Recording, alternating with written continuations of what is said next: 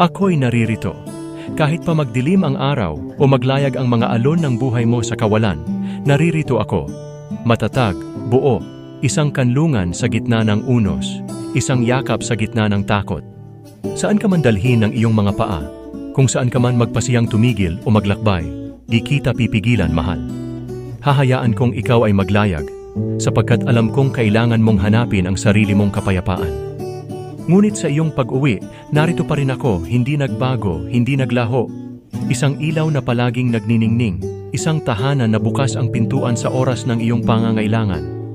Di ako magdadalawang isip na lumapit kahit sa oras na ikaw ay pagod na at naguguluhan. Hinding-hindi ko hahayaan na mag-isa ka sa mga pagsubok, sapagkat ang pangako ko sa iyo ay higit pa sa salita. Ito ay sakripisyo, pagtitiis, pagtutulungan, hanggang sa huling hininga. At kung sakaling manghinawa ka, kung sakaling may dumating na takot o lungkot, alam mong hindi ako bibitaw. Dahil ang pagmamahal ko sa iyo, mahal, ay hindi pansamantala, hindi natitinag. Handa akong maghintay, handa akong mag-alay ng lakas, kahit ako'y masaktan, maghintay sa dilim, hanggang sa makita kong muli ang iyong ngiti. Kahit pa ang mga oras ay magbago, kahit pa ang paligid ay lumamig, asahan mong ako'y mananatili.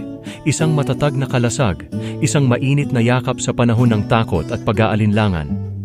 At sa huli, kung sakaling ika'y bumalik, makikita mo, mahal ko, hindi ako nagbago, hindi ako nawala.